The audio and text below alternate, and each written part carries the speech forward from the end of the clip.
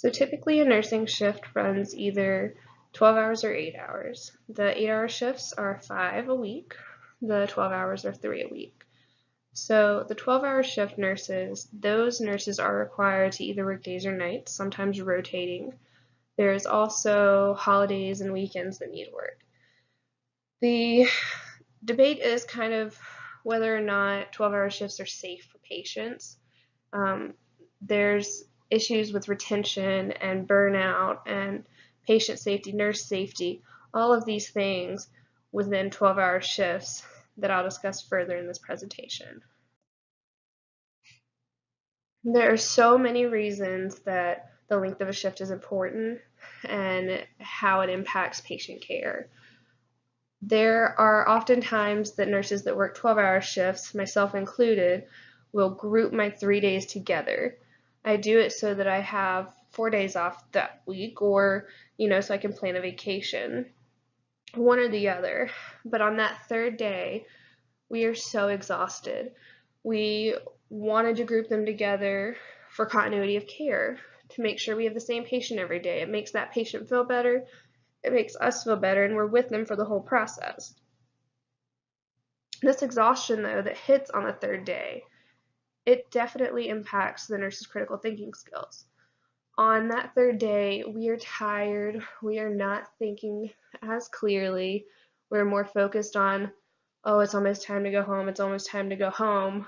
We're not thinking, patient A needs this today, patient B needs this today, what's going on causing these things? What are some other contributing factors? We're not actually analyzing the patient and their symptoms. Patient safety then becomes a concern because we're not fully there whenever we're focusing on the patient. We try our best to, but the exhaustion is like taking our mind elsewhere. It's taking it to that dinner we're going to have tomorrow with our friends and family. It's taking us to that vacation we're getting ready to go on. Or it's just taking us back to our bed. Our mind, it doesn't want to work with us whenever we get so tired. Even though we could be the brightest and the best nurses out there, whenever you're exhausted, you are not thinking as well as you should be. There was a simulation performed where critical care nurses were brought into a simulated pediatric unit, critical care unit, and they were watched over their skills for a 12-hour period. This was a very set simulation. The patients were not really changing. The patients were more or less stable, even though they were critical care patients. And there wasn't other interferences coming in from new admissions to discharges to codes to this to that to the other. And so it was a very interesting simulation because it did find that, at the end of the 12-hour shift, the nurses were able to complete simple tasks or assessments much quicker than at the beginning of the shift, whereas complex tasks took a little bit longer at the end. It's expected to be able to, in a very set simulation, be able to do an assessment way better at the end, or to be able to focus on doing things quicker, better, or managing time a little bit differently, because you don't have that admission coming in. You don't have that kid that decided to stop breathing on you all of a sudden, and you have to intubate them and possibly code them. You don't have all these interventions playing a role in the simulation. But I do agree that simple tasks should take less time to complete at the end of a 12-hour shift.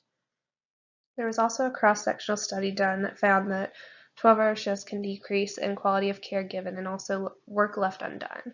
That's so true because oftentimes you'll see nurses that are saying, oh, I can't get to this right now, I got too busy, I have to finish my charting, I have to do something, but night shifts coming in or day shifts coming in, they'll be able to take care of it. It's not a big deal.